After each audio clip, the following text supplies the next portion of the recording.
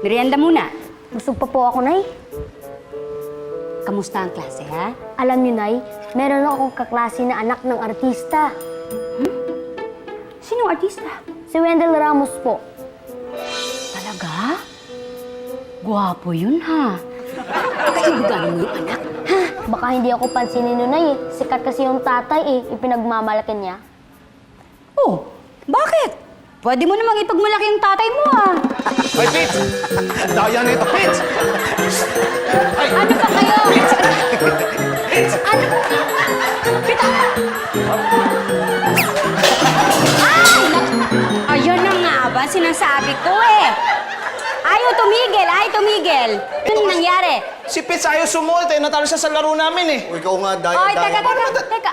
Naglalaro lang pala kayong dalawa. E di sana, itong si Chito, sinundo mo nalang Pitoy sa eskwela. Hindi, hayaan mo isa siya para matutong maging independyente. Eh, hindi kagaya ng mga mayayaman, di ba? Mga mayayaman, pagka umaalis, kung sino-sino makasama. May driver, may katulong, may yaya, may... hayaan mo siya. Okay yan. Kumusta eskwela? Tay, nakasagot po ako sa recitation. Talaga? Sagot. Teka, sandali ah. Ganun lang. Classmate ko na anak ni Wendell Ramos, kahit di nakasagot, binigyan ng toy na Iron Man. Talaga? Inggit naman ako dyan? Dahil meron siyang toy na Iron Man. Hindi, dahil tatay niya si Wendell Ramos.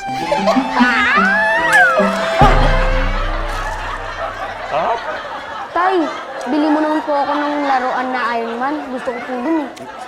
Huwag na anak, kasi alam, yung mga bata ngayon kaya matatamlay. Ganyan eh, mga laro, mga robot-robot, computer-computer. Dapat ang ginagawa ng mga bata ngayon, yung mga kagaya ng ginagawa namin, yung mga pisikal, yung mga aktibo, para naman lumakas ang pangangatawan. Di ba, no, Patrick? Tama. Pong, Patrick, taya ka. Ayan na naman kayong dalawa. Anak, Nay, kausapin natin si tatay. ay nako, hindi. Hindi mo na makikita yon. Bakit po? Napakagaling ng tatay mo sa taguan. Pe, Ate po, ayan. Asukal, ma'am. asukal. Karne, baboy, ma'am. Giniling, giniling muna. Ay, giniling. Nalilito na ako tuloy. Bigas. Yan. Kukuha ka na ng mga bigas. May bigas pa tayo dyan, ha? Eh, mas mabuti na yung may reserba tayo. Ano pa? Ay, ma'am, naubusan na po tayo ng toyo. Eh, ikaw? Mauubusan ng toyo? Parang di naman. Che, ano ang kausapin? Kita mo. Ang wala na po tayong suka. Okay lang yan. Andiyan naman si Elsa eh. Lagi yung maasim yan eh. Che! Pikon, no? Pikon. Pikon. Pambili. Ha? Ano? Anong ha?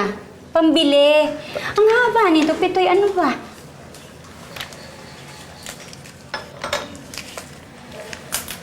So ito, pagkasya mo lang ito 500. Pwede na yan. Ay, ma'am, huwag na lang po tayong bumili ng balat ng baboy.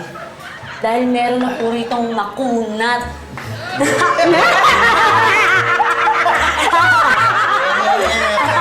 Pikon! Ay, bigan si Sir. Che! Pikon! Saka pa, tumingin ka na.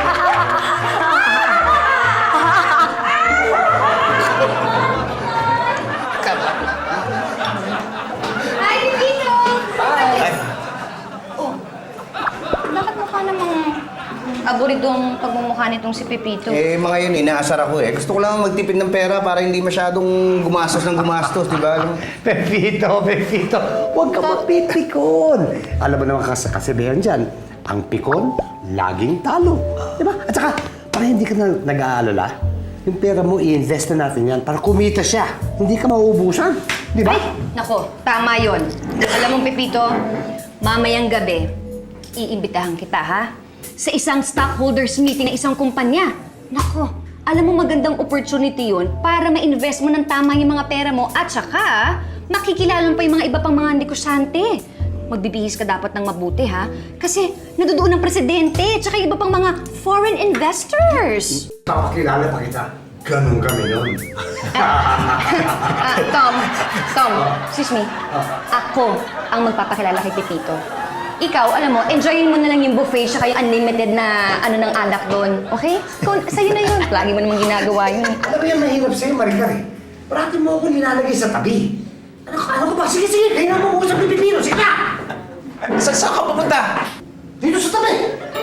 Tom, tandaan mo, ang pikon laging talo.